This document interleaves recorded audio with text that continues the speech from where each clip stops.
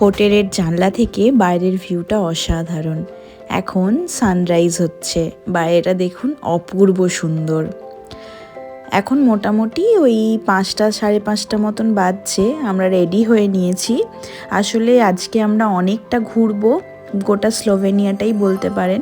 স্লোভেনিয়ার যা যা ঘোরার জায়গা আছে সেই সমস্ত জায়গাগুলোই ঘুরবো বলে বেরিয়েছি। এখন আমরা হোটেলের বাইরে থেকে বাস ধরে যাব যেখানে মিটিং পয়েন্ট আছে ওখানে। মিটিং পয়েন্টটা যদিও ওই সিটি সেন্টারের কাছেই। তো ওই দেখুন বাসটা চলে এসছে, আমরা যাই বাসে চেপে। এখানে শহরের মধ্যে বাসটাই বেশি দেখতে পাচ্ছি, বাসে করেই মানুষ যাওয়া আসা করে। বাসে প্রচণ্ড ভিড় ছিল, জানি না এই সকালের টাইমেও কেন এত ভিড়। চলে এসেছি আমরা বাসে করে সিটি সেন্টারে, যেখানে মিটিং পয়েন্ট বলেছিল ওখানে চলে এসেছি। এই দেখুন চারিদিকটা অসম্ভব সুন্দর। এটা একটা হোটেল ইন্টারকন্টিনেন্টাল, এর সামনেই বলেছিল আমাদেরকে দাঁড়াতে। এখন আমরা আছি ইন্টারকন্টিনেন্টালের সামনে, এখান থেকে বাস ধরবো। আজকেও একটা গাইডেড ট্যুর বুক করেছি, মানে স্লোভেনিয়াটাও আমরা গাইডেড ট্যুরের মাধ্যমেই ঘুরবো। তো বাসটা আসুক তারপরে শেয়ার করছি বাকিটা। আমরা প্রথমে ভেবেছিলাম বাস আসবে, কিন্তু পরে দেখলাম এরকম একটা গাড়ি এলো। এরকম গাড়িতে করেই আজকে আমরা ঘুরবো সারাদিন। চেপে পড়েছি গাড়িতে, বাকিটা পুরোটাই আপনাদের সাথে শেয়ার করব আজ কি করছি না করছি।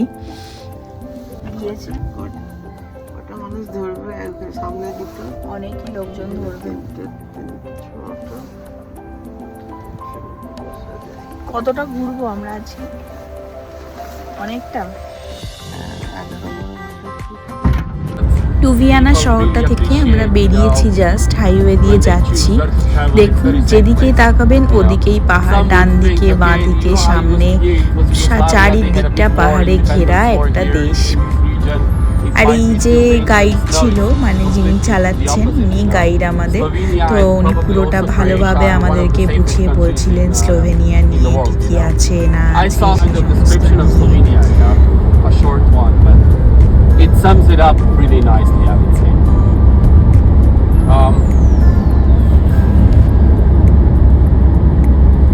Do you have any questions, guys, so far?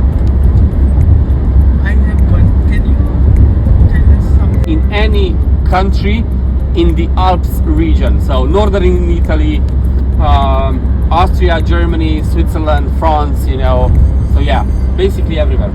On the right side, guys, on left side, sorry, you have two peaks, and the right one is called Mount Saint Mary, and that's the most visited hill in whole Slovenia. There are multiple, you know, that's very traditional to have here.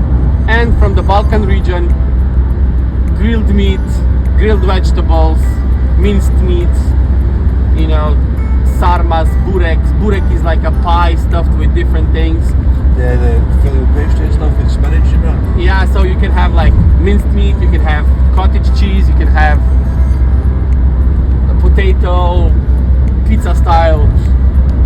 It's 2,864 meters high, and it's a national symbol. We call it Triglav, which translates to লুভিয়ানা English like থেকে three আমরা hats. বেরিয়ে এখন যাচ্ছি first destination belt ক্যাসেলে। এই ক্যাসেলটা থেকে lake বেল্টের panoramic যে ভিউটা ওটা অসাধারণ লাগে। চলে এসছি আমরা ওই বেল্ট ক্যাসেলে। ওখানে আগে টিকিট কাটতে হয়, এখানের যে টিকিটটা কাটতে হয় ওই টিকিটটার বেসিসেই যে লেক বেল্ট আছে ওখানকার টিকিটও ইনক্লুডেড, মানে লেক বেল্ট আর বেল্ট ক্যাসেল দুটোরই টিকিট এই একসাথেই কাটা যাবে, ওই 40 ইউরো করে পার পারসন। আর ওই যে দূরে আল্পসগুলো দেখা যাচ্ছে ওটার নাম জুলিয়ান আল্পস। এখান থেকে ওই আল্পসগুলো দেখতে অসাধারণ লাগছিল। আমরা চলে এসেছি টিকিট কাউন্টারের সামনে। আমাদের তো যিনি ট্রাভেল গাইড ছিলেন উনি টিকিটটা কেটে দিয়েছিলেন, যদিও একটু অফার পাওয়া গেছে। অফার মানে ওখানে একটা রেস্টুরেন্টও আছে, তো ওখানে কমপ্লিমেন্টারি কেক আর কফি এটা খাওয়া যাবে। আসলে এটা তো অনেকটা উঁচুতে, এত হাওয়া দিচ্ছে বাফরে, দাঁড়ানো তো দূরের কথা, কেউ কথা বললে সেটাও ঠিক করে শোনা যাচ্ছে না, এত হাওয়ার আওয়াজ। ঢুকে পড়েছি ক্যাসেলটার ভেতর। এখানে অনেক সুন্দর সুন্দর জিনিসও আছে, যেহেতু ইস্টার, তো এখানটাও ইস্টারের মতন থিমে কিছু কিছু জিনিস সাজিয়েওছে। এই কাসেলটা মোটামুটি 1000 বছরেরও বেশি পুরনো। তবে এই কাসেলটার যে বিল্ডিংটা দেখছেন, এটা 1511 সালে ভূমিকম্পের পরে আবার নতুন করে রেনোভেট করেছে এরা, না হলে এটা অনেকটাই ক্ষতিগ্রস্ত হয়ে পড়েছিল। দেখুন এই কাসেল থেকে লেক বেল্টের ভিউটা কি অসাধারণ লাগছে। এইটা আসলে স্লোভেনিয়া খুললেই, মানে যদি গুগলে লেখা হয় স্লোভেনিয়া, ঠিক তখনই এই লেক বেল্টটাকে অবশ্যই চোখে পড়বে।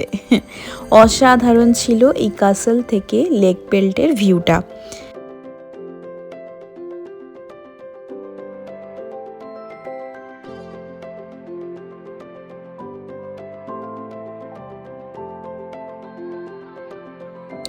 চলুন এবার তাহলে কাসেলটা একটু ঘুরে দেখি। বলছিলাম না, যেহেতু ইস্টার, তো এখানে খুব সুন্দর করে ইস্টার থিমে গোটা কাসেলটাকে সাজিয়েছে। এর ভেতরে একটা মিউজিয়াম টাইপেরও করা আছে। এখন আমরা ওই মিউজিয়ামটার ভেতরেই যাচ্ছি। তারপরে ওই মিউজিয়ামের পাশেই রয়েছে একটা গথিক টেম্পল, ওটাতেও যাব। চলুন এখানে দেখে নিই পুরোনো দিনের মানুষরা এখানকার কি কি জিনিস ব্যবহার করত। ওদের জুয়েলারি থেকে আরম্ভ করে রান্নার সামগ্রী, যুদ্ধের সমস্ত কিছু, সব কিছুই এখানে মোটামুটি রাখা আছে।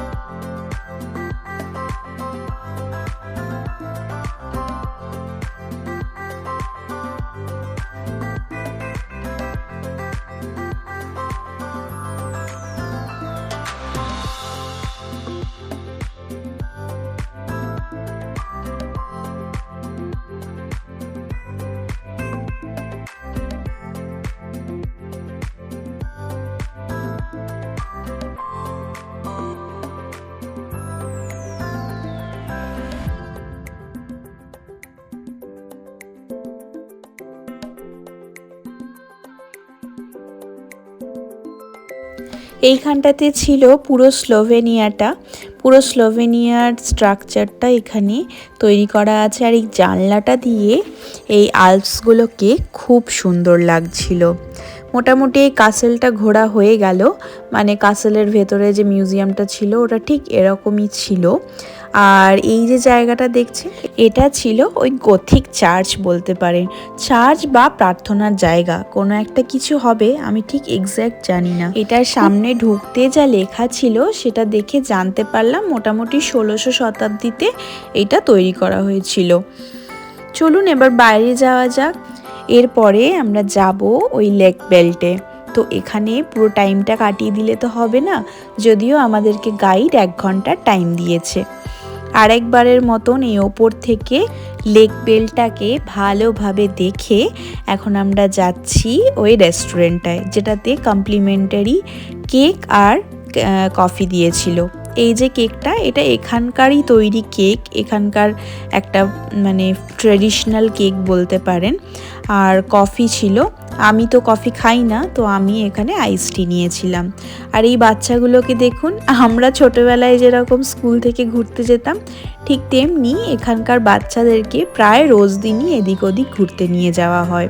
তো এরাও এসেছে, এরা অনেকটা টাইমই এখানে কাটাবে। আর আমরা এখন যাব ওই লেক বেল্টে, তো ওটা যেতে মোটামুটি 15 মিনিট টাইম লাগবে। নেক্সট ভিডিওতে আমি অবশ্যই লেক বেল্টের পুরো ভিউ আর কিভাবে গেলাম না গেলাম সবটা আপনাদের সাথে শেয়ার করব।